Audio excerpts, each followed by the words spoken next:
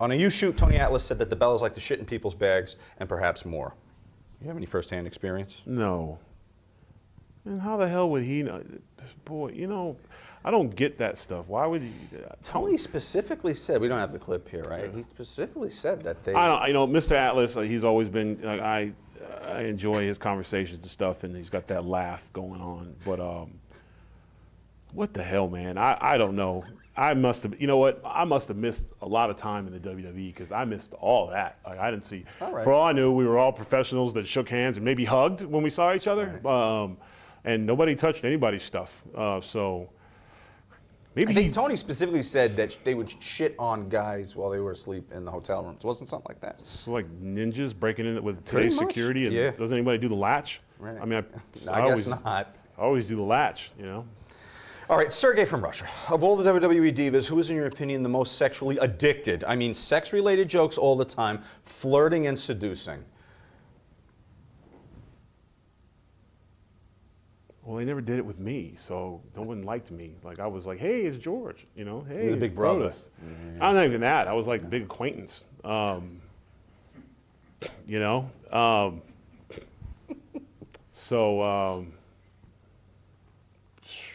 You know what? Wendy Richter came on the show once and asked me how I was doing. So I got that going for me. So I'll say that. I'll say Wendy Richter.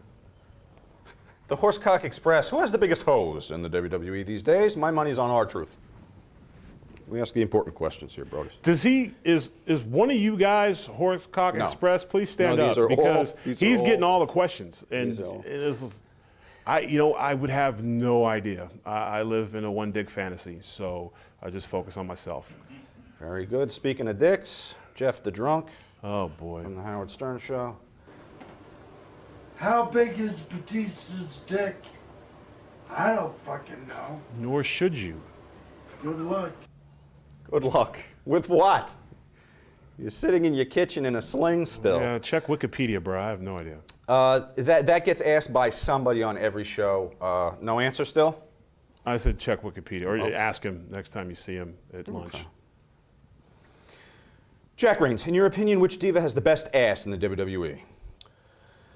All right, there it is. We need a top 5, a fair representation, I think, a cross-section, and well-selected shots, I must say, on our production staff to be able to make a judgment. If you can give a top 5, perhaps in no particular order. My top 5? Naomi, top 5. Paige doesn't rate anywhere. She's a child. She's a child. I mean, you gotta be 23 for me to even look at you, so. I gotcha. Just court stuff. Adrian Clausen, Stone Cold, Terry Funk, Ric Flair, Randy Orton are some of the many wrestlers that I have been told that love to chew tobacco. Is this a bigger tradition in wrestling as wearing a fanny pack? Guys that chew. I'm a teaser guy. Teaser. Guilty party here. Yeah, no. Like back in the day when guys didn't have the information, it's just like baseball. You know, everybody had the red, you know, and all that kind of stuff. But not really. I mean, it's just anything else. You always end up, you know, passing the time. It's like sunflower seeds, something like that. But I would say probably not as much now as back then, just because, you know, there's other things. And there's, you know, all the mouth cancer scares and all that kind of stuff, and a lot of guys that didn't have all the information. So, and the fanny pack's pretty much, you know, is pretty much done too. So, you know, because we have computers now, they don't fit in fanny packs. So if they made a fanny pack that held a computer, which would be awkward. Imagine that. Kevin Nash said he needed it because, what was the quote? How the hell do you carry 150 Somas and 200 Vicodin? Yeah, again, we carry iPads and Apples and stuff. So, again, I get it for that, but it's very difficult. I believe if this is the new fanny pack, you know, the one strap, because I have, and I don't have Somas, but I have my Beats, and I have my iPad. See, that's the new fanny pack, sorry. And there's some multivitamins in there. Nightingale, I would like to know if cocaine is regularly used in the locker room like it was in the 80s. And does WWE test the talent on illegal drugs like cocaine, marijuana, etc.? The WWE has the toughest wellness policy in all organized sports and entertainment. So the answer is no, and yes, they test for that. Let's see here. Jack Reigns, you were the bodyguard for Snoop Dogg, one of the biggest potheads on the planet. Who's the biggest pothead in WWE? Snoop Dogg. He's on the alumni list. All right, it's what's in the bag. Here we are in the locker room. Here, BC, I have a random wrestler's gym bag. I will pull out an item, and like the old psychology test where you have to say the first name and the business that comes to mind when you see the said item. All right, ready? Go. Wellness policy. I have no idea. No one's name? Jack Swagger? We usually get a free bird on that. Yeah. Let's see, what do we got?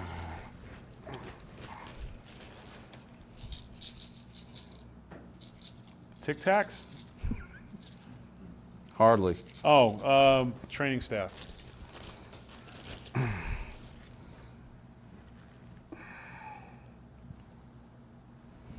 Yoshitatsu. Towel, Cody Rhodes. What is that? Green stuff. Is that fish food? Oh, me, I collect fish. No flaky green substances remind you of No, anyone? No. Isopure, protein. Love you, me too. Guys, today is so different.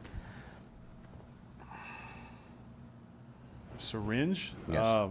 Is there a doctor gimmick anymore? Dr. D. David Schultz. What? Crack? Testing. Oh, really? Crack? Oh. Yeah, Yoshitatsu. Yoshitatsu. Jimmy Pliers from Glasgow, Scotland. At a time when folks seem a bit wooden, have you gotten any good wrestler letting your hair down, no pun intended, party stories? I get the feeling superstars would prefer a night in with the Xbox rather than vodka shots in the eye and late night strippers. Prove me wrong, big man. Well, I'd have to break a few codes, but I'm going to say, yeah, we definitely do the Xbox. Yeah, we don't go out at all. Not at all. We play video games and work on Comic books, literature and comic books, and we're all actually going to the University of Phoenix online and working on our masters. So I'm going to be a veterinarian. So just 700 more hours of classes to go, and I'll be in the graduating class in February. It's really exciting. Who dat? Who dat, motherfuckers? Hey, Brodus, when you were down here in New Orleans for WrestleMania 30, do you have any interesting Bourbon Street stories to tell? Bourbon Street. Did you hit Bourbon Street? No, seeing how Louisiana is like a second home, so it's really. I went fishing the whole time I was there. So I was in Mandeville and Covington going fishing, and relaxing. So I wasn't really thinking too much about the touristy part. Like I've been in Bourbon Street. Snoop's family's from New Orleans, so I spent a lot of time. I have family out there, so like I spent a lot of time. Locals don't go drinking on Bourbon Street. No, we don't. Yeah, we just wait for the YouTube videos of the guys staggering around and stuff, and you get a pretty good pic from that. Especially when like in New Orleans, you can literally go and get a margarita at a drive-through and go chill. So you really don't have to go down there and do the who dat stuff. Game changer. A story came out that while in Europe, you got a bit inebriated and destroyed a hotel, doing thousands of dollars worth of damage. And then also claiming that you may have been roofied and were spitting up a black tar type of substance because of it, citing a family history of liquor abuse. What is the story behind this? Game changer. There might have been an incident in Germany. You wrecked the hotel room? It might have been a bar. The thing is, it's not really what happened. It's the world's worst speech I gave that I didn't know how to end it. So, and if you've ever been in a situation where you've screwed up and clearly game changer is probably maybe a friend That's of yours? sweet tea, son of a bitch. Gotta be. Long story short, and to this day, prove it. There was a group meeting brought together, and allegedly there had been a bar turned upside down and maybe some artwork in the lobby and a menu and an elevator and maybe a bed flipped. There was some things. So I honestly didn't remember. So I said I may or may not have quite possibly done those things, but I really you were don't roofied, know. maybe. Well, I said I've been drinking since I was like 13, and I'd be damned if this, that, and I just didn't know how to end it. So and I just kept going because I was Who are you still- talking to at the time? To the group, and with Cena going, and this led to, since I was in so much hot water, allegedly, because I never admitted it, I gave a speech saying I may quite possibly, could have been, not really sure. There's no evidence, so we don't know. And one of the sayings, they said that there was blood on the wall, and what didn't help is I went, well, nothing on me, no gloves don't fit. So I didn't, whatever. But the good thing is that my horrible speech, which lives in infamy, is the greatest worst speech of all time. And if you ever say anything to Kofi like that, he'll just start dying laughing because he's like, I didn't know how to end it. I wanted to end it so bad, but I just kind of just tailored off. And so with that, I just, and then Rosa and Naomi and a few other people picked that moment to apologize for their own transgression, like, I was 5 minutes late this morning, I'm sorry. And everyone started coming forward. So it ended up being a healing thing. A nice communal moment. Yeah, but again, I don't know. Quite possibly could have happened. And so I in don't this know. long speech that you couldn't end, Like right now. tar starts a little bit. Yeah, it was all kinds of, like the family devil history could have been. Yeah, it was just a lot of things. We just don't know. Germany is a crazy place, so we just don't know what happened. Right. I just, whatever Jägermeister's involved, which would explain the black tar looking back. Had it have happened, I don't know. I wasn't there. Listen, what happens in Stuttgart stays in Stuttgart. Paul Yep. Johnson. Do you actually even like funk music anyway? If so, what? Parliament, Curtis Mayfield, Sly and the Family Stone? Curtis Mayfield, actually know him. He's a big influence on Snoop Dogg's life. Bootsy Collins actually was willing to do my intro for the WWE. He actually contacted me when brought the character out because the term funk had kind of got lost in the shuffle, and I was very honored that he hit me up like that. Unfortunately, we weren't able to come to an agreement to get it done. But my iPad is just full of music. Like I don't have a particular I guess if I had to say West Coast rap, it's probably my favorite. But I'll be listening to the cars. I work out to AC/DC. Like my music genre is all over the place, so nice. I don't really have one style of music, but not as much like funk in terms of because it's changed. Music has changed so much, and to listen to the old stuff now, you really appreciate it because it's not so computered and synthesized, and it's become music nowadays has become just the hook, and it's kind of the art forms kind of got lost. Well, you do listen to the old school stuff. Yeah, absolutely. Okay. You have to. John the Revelator is back. God help us. What are we in for? Okay. Brodus, can you teach that white boy Child Oliver how to do the funky dinosaur? Somebody call my mama. No, and that's Somebody literally call my never was the mama. dance. What? Somebody call my mama. He likes his Somebody call towels my though. mama. Yes, somebody, please call my mama. Dad? Yes, and All right, John the Revelator, thank you very much for putting me in this precarious position here. They come no whiter than me, BC, so I guess we should try to... You want to fight? No, Take your jacket off. no. I don't want to scare you. Calm down. Let's see if we can get some music. Let's see if you can give me the basics of if I had to come out on stage with you guys, if I was now a member of the team. We had that senator, that congressman who came out with us in South Carolina. You guys about the same? So about the same, okay. Yeah, okay. Was he a Democrat at least? No, he was Republican. Okay. Yeah, which was weird. I liked him. So how do we start here? Give me something, some track. Keep it. This is a dance thing. Okay, cool. Because music's scaring me. All right. Right. Very simple. We had kids. When we thought about it, it was like, at least for me, I was like, everyone's standing in the audience, so you don't have to move that much. So I saw that stuff on TV. I just need something simple that was to the beat, and that people could get behind, and that everyone could do. Everyone could do it. So it's just simple. You doing it at home? And the more you got it, you just got your shoulders into it, and you just play with it. 2. Then you can get weird. You can take it up high, you can go low, you can come down. As long as you keep the claws. It's all about claws. I feel like my legs should be doing something. Well, and they are. You kind of got that knee thing. You're just feeling it. It's just feeling the music. There's no wrong way to do it. Now, if Vince were up here, what would that look like? You, me, and Vincent in a hotel room. It's kind of a That would look like question. 1985. Yes. Pat! His was all the shoulder. His was the muscle dance. He always did the muscle. Everything with him was the shoulders. You know, You get the claws from Vince? No, I never got the claws from him. He did his thing. You know, his muscle dance trumped any dance I could walk. John, it was better than yours, John, I'll tell you that much.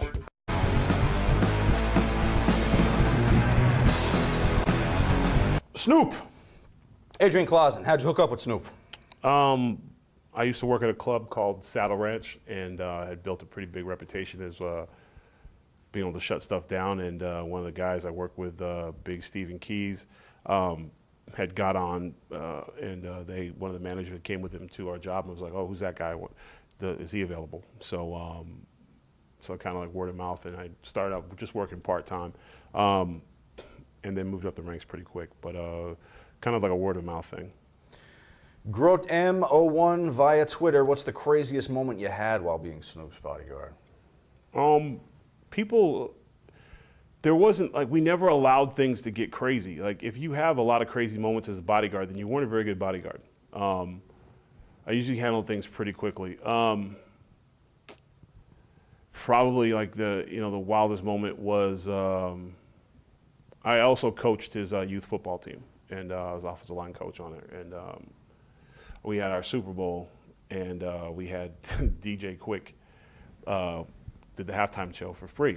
And DJ, Quick is a good dude or whatever. So there's all these families there, and there's kids, and it's Pop Warner football. Yeah. You know, and our kids are ages from 10 to 12, and then it was like in all levels, like from little guys all the way up. Like so, I won Super Bowl, and it's at Carson, and they have a lot of the boxing Golden Boy promotions, like. They have a lot of shows in there. The professional soccer team plays there in Carson, California. So it's a big arena, and it was a pretty good turning out for families. It was probably close to 1,000 families there, like families and stuff like that. So it was a big crowd, and all kids, and schools and stuff like that. All school buses parked it. As I was walking to the back, because I usually off the line we waited for everyone else to go because we going over our stuff and we're heading jogging to the back, and Quick gets up on stage and thanked everybody for coming out, and then started the halftime show, and his opening song was "Sweet Black Pussy," and I went, no, is and I was like, I remember hauling ass back, going, tell him no, like his kid, like, and looking in the crowd, and they're all bobbing their heads. I was like, oh, and he's just like, what, like it's my set, so that was. There was a lot of moments like that, just a lot of fun moments like that. But I just remember just my heart just stopped because in life before bodyguard, I was a teacher. So, so I was just freaking out. Like, you just hear the music and you're just like, you're trying to get, like if I could have unplugged it, I would have. That's great. But yeah. Grote M01 via Twitter, do you ever smoke with Snoop? No. Kentucky Waterfall, question for you, my man. How come Snoop Doggy Dogg never, and The Rock means never, ever gets busted when everyone in the fucking world knows this guy is blazing 24/7, 365. Even got away with murder when they gave him the case. I think he's DEA. What are your thoughts? Well, never got away with it. Well, he has a prescription. He has a medical condition, so it's legal. Gotcha. California, guys.